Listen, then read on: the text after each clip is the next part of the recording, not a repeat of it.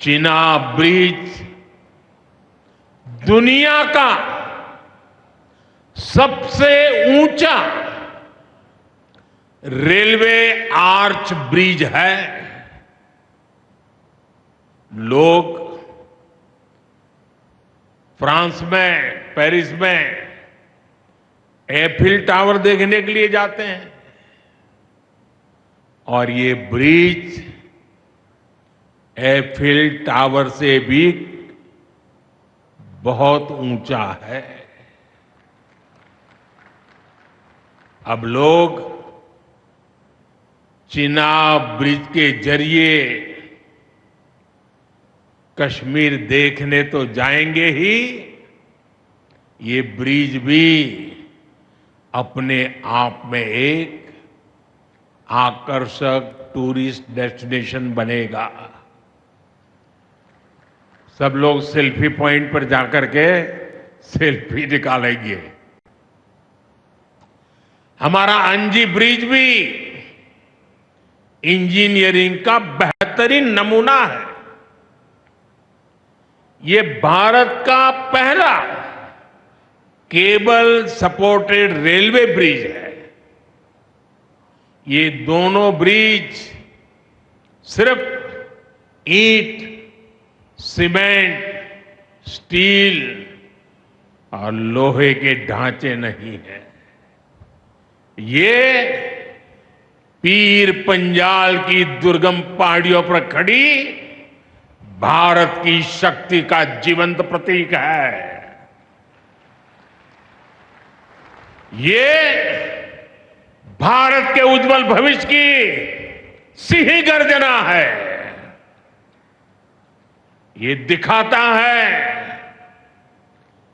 विकसित भारत का सपना जितना बड़ा है उतना ही बुलंद हमारा हौसला है, हमारा सामर्थ्य है।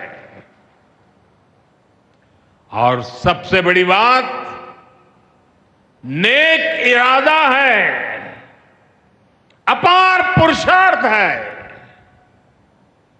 साथियों, चिनाब ब्रिज हो या फिर अंजी ब्रिज, ये जम्मू की और कश्मीर की दोनों क्षेत्रों की समृद्धि का जरिया बनेंगे। इससे टूरिज्म तो बढ़ेगा ही, इकोनॉमी के दूसरे सेक्टर्स को भी लाभ होगा। जम्मू और कश्मीर की रेल कनेक्टिविटी दोनों क्षेत्रों के कारोबारियों के लिए नए अवसर बनाएगी। इससे यहां की इंडस्ट्री को गति मिलेगी। अब कश्मीर के सेब कम लागत में देश के बड़े बाजारों तक पहुंच पाएंगे और समय पर पहुंच पाएंगे। सूखे मेवे हो या पश्मीना शॉल, यहां का हस्तशिल्प अब आसानी से देश के किसी भी हिस्से तक पहुंच पाएगा। इससे जम्मू कश्मीर के लोगों को देश के दूसरे हिस्सों में आना जाना भी बहुत आसान होगा। साथियों, मैं यहां संगलदान के एक स्टूडेंट का अखबार में कमेंट पढ़ रहा था। उस स्टूडेंट ने कहा कि उसके गांव के उन्हीं लोगों ने अब तक ट्रेन नहीं देखी थी जो गांव से बाहर गए। गांव के ज्यादातर लोगों ने ट्रेन का सिर्फ वीडियो ही देखा था। उन्हें अब तक यकीन ही नहीं हो रहा कि असली ट्रेन उनकी आंखों के सामने गुजरेगी। मैंने ये भी पढ़ा कि बहुत से लोग ट्रेनों के आने जाने का टाइम याद कर रहे हैं। एक और बिटिया ने बड़ी अच्छी बात कही।